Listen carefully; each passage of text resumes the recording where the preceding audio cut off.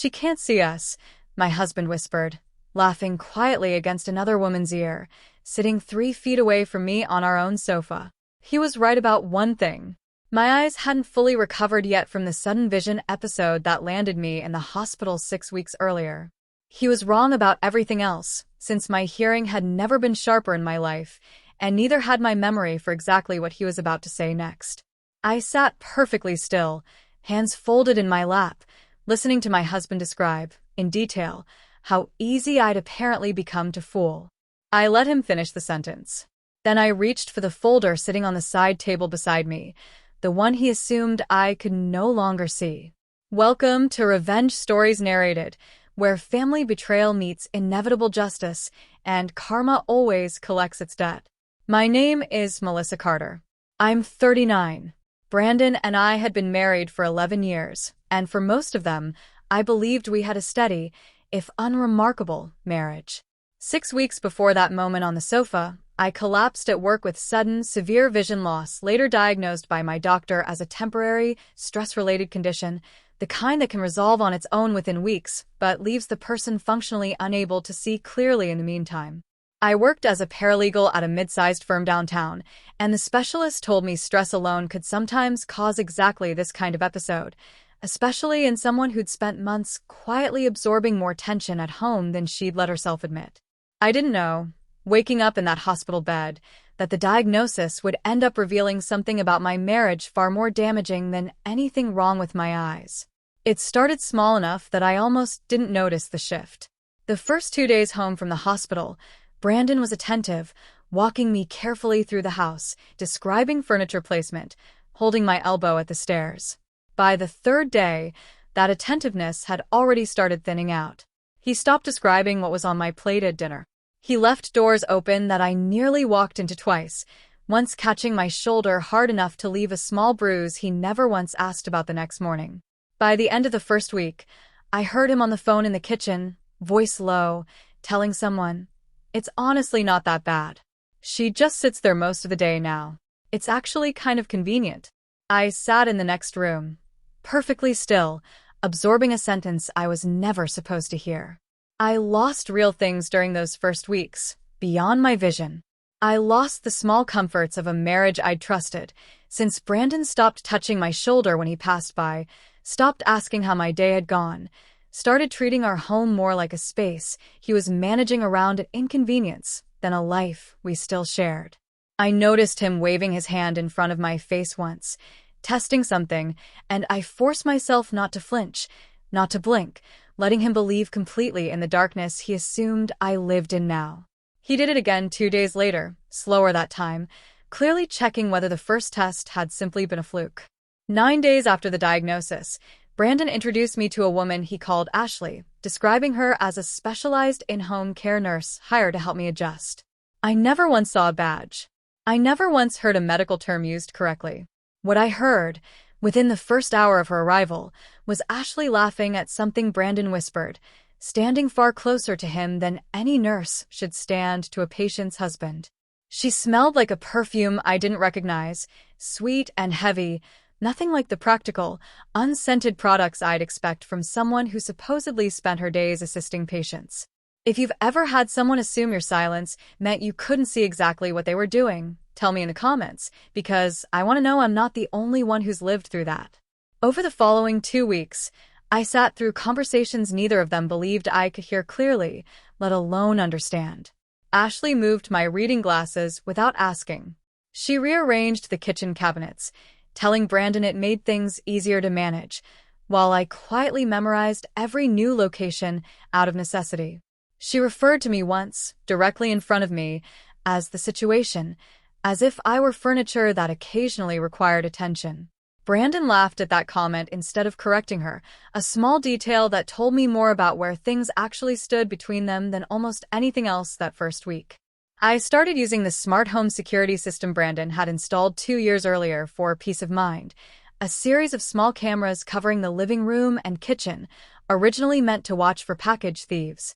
I asked my sister to help me access the cloud footage remotely, explaining only that I needed to review something important, and she agreed without asking too many questions, sensing something in my voice that told her not to push. It was in the second week of footage that I heard something that changed the entire shape of what I was dealing with. Brandon, sitting in the kitchen with Ashley, said, quietly, "Once we get her to sign the refinance paperwork, we'll have enough to finally get our own place. She won't even know what she's signing." Ashley laughed and said, "As long as you keep reading it to her the way you want her to hear it." Brandon laughed too, easily, the way people laugh when they've long since stopped feeling any weight behind what they're actually planning.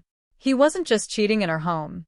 He was planning to use my temporary vision loss to trick me into signing away equity in a house I'd helped pay for over 11 years, reading me a document out loud that would say something entirely different from what actually sat on the page. I didn't confront either of them yet. I called my sister that same night and asked her to help me find a lawyer, a sharp, calm attorney named Rebecca Iverson, who I spoke with over the phone since I still genuinely couldn't read anything myself at that point. "Don't sign anything," Rebecca told me. "Not until your vision returns or someone independent reviews it with you first. And Melissa, given what you're describing, we may want documentation of exactly how they're treating you during this period." I asked my sister to help me quietly download and back up the camera footage twice a week after that, storing it somewhere Brandon and Ashley had no access to. By the fourth week, my vision had started returning gradually, blurry shapes sharpening slowly over several days, though I told no one, not even Brandon.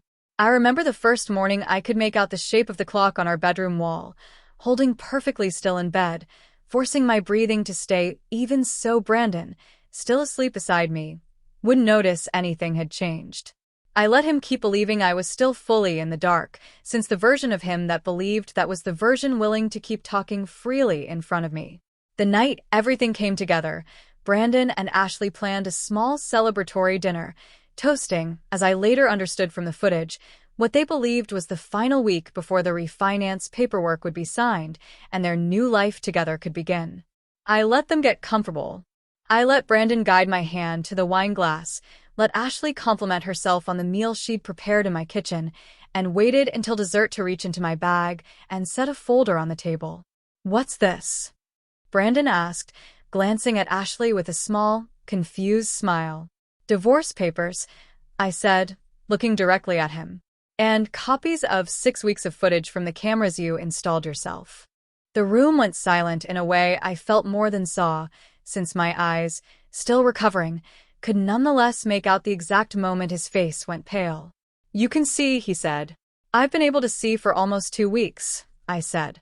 I could hear everything long before that. The same plan Brandon built to quietly take advantage of a wife he assumed could no longer watch him ended up being fully documented, word for word, on cameras he'd installed himself.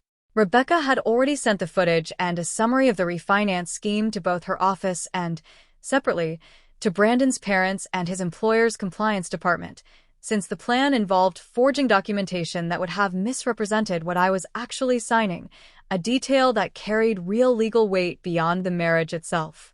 Brandon's mother called me 2 days later, quietly apologizing on behalf of a son she said she barely recognized anymore, telling me she'd suspected something was wrong for months, but never imagined it went this far.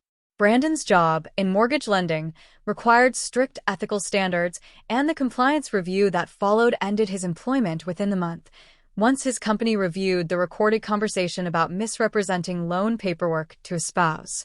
Ashley left the house that same night and never returned.